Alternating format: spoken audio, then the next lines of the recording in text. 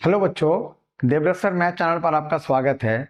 बच्चों, आज हम क्लास 9th मैथ में पहला जो लेसन है, पहला अध्याय संख्या पद्धति, इसमें आज हम प्रश्नावली 1.2 के क्वेश्चन नंबर सेकंड को आज हम सीखेंगे। तो आइए देखते हैं, क्या सभी धनात्मक पूर्णांकों के वर्गमूल अपरिमेय होते हैं? सबसे पहले क्वेश्चन को समझने के लिए आपको हिंदी अच्छी तरह से समझ में आना चाहिए। फिर कह रहा है यदि नहीं तो एक ऐसी संख्या के वर्गमूल का उदाहरण दीजिए जो एक परिमेय संख्या है। यानी सबसे पहले तो बच्चों आपको परिमेय और अपरिमेय, बार बार मैं आपको बता रहा हूं कि परिमेय और अपरिमेय क्या होते हैं, आपको पता होना चाहिए।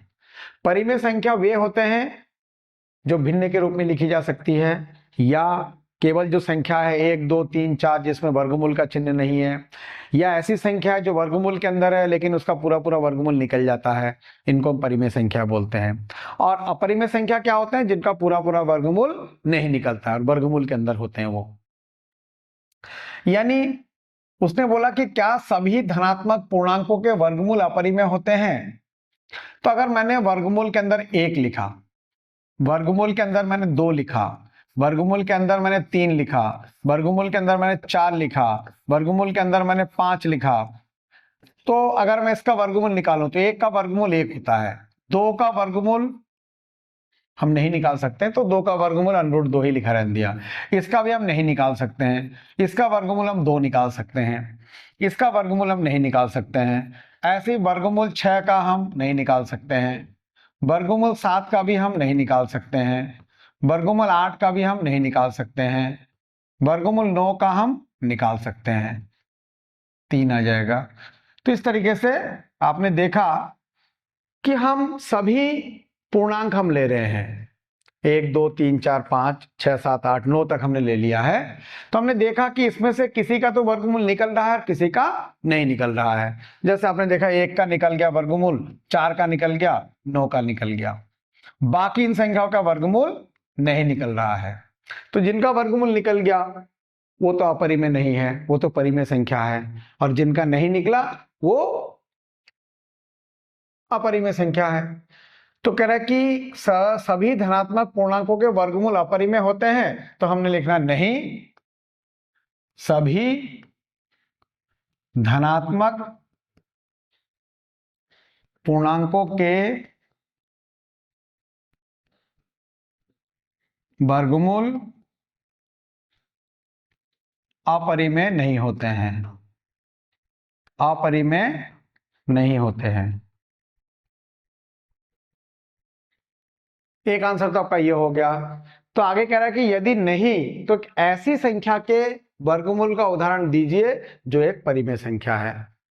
तो हम ऐसी संख्या के वर्गमूल का उदाहरण दे सकते हैं, वर्गमूल 4 का मान 2 आता है, वर्गमूल 9 का मान 3 आता है, वर्गमूल 16 का मान 4 आता है, वर्गमूल 25 का मान 5 आता है। इतने सारे हम उदाहरण दे सकते हैं। तो केवल एक ही उदाहरण पूछा है, तो कोई भी उदाहरण आप इसमें से लिख सकते हैं।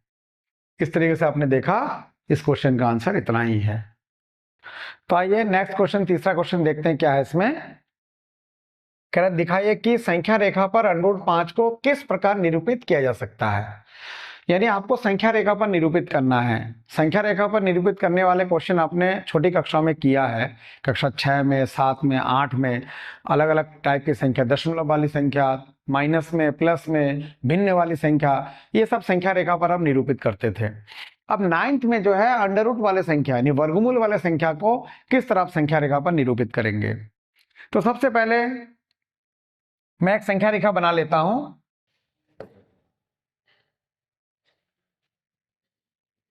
एक मैंने संख्या रेखा बनाया है। अब इसमें मिडिल में जो है यहां पर हम लिखेंगे 0, और इधर एक जो है -1, -2, -3 समान दूरी पर, और इधर +1, +2, +3, इस तरीके से हमने अलग अलग दूरियों पर हमने 1 2 3 संख्या रेखा पर हमेशा बाएं तरफ माइनस की संख्या है और दाएं तरफ प्लस की संख्या होती है। अब देखिए वर्गमूल 5, वर्गमूल 5 को हम क्या लिख सकते हैं, वर्गमूल 5 को हम 4 प्लस 1 लिख सकते हैं, 5 को हम 4 प्लस 1 लिख सकते हैं, यानी 4 जो है हमारा 2 का स्क्वायर होता है और 1 हमारा 1 का स्क्वायर होता है। 4 को हम 2 का स्क्वायर लिख सकते हैं और 1 को हम 1 का स्क्वायर ही लिख सकते हैं। तो आपको क्या करना है,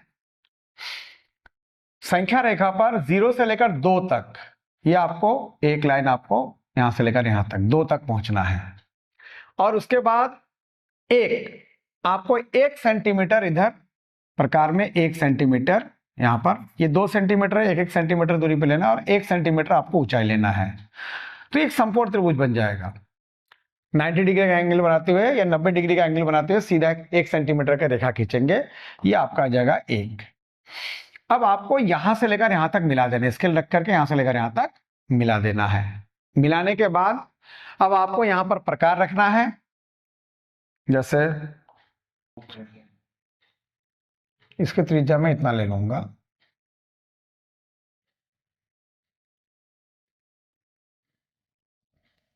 इतना आपको त्रिज्या लेना है। यहां पर प्रकार रख करके इतनी त्रिज्या लेकर के आपको इस आर्क को आगे बढ़ाना है।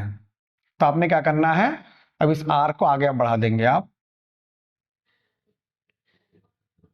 बस यहां तक आपको आर्क बढ़ा देना है। बढ़ाने के बाद आप प्रकार हटा देंगे, तो आप देख रहे हैं कि यहां तक आपका आ रहा है। तो ये जो है यहां तक, ये जो लाइन है आपका यहां से लेकर यहां तक, ये आपका √5 है। ये जो पॉइंट आ रहा है ये संख्या रेखा पर, ये आपका √5 है। तो इस तरीके से हम संख्या रेखा पर √5 को दर्शा सकते हैं। एक बार फिर से हम समझ लेते हैं कि जैसे √5 है, √5 को हम √4 + 1 लिख सकते हैं। अब √4 को हम 2 का स्क्वायर लिख देंगे और 1 को हम 1 का स्क्वायर लिख देंगे।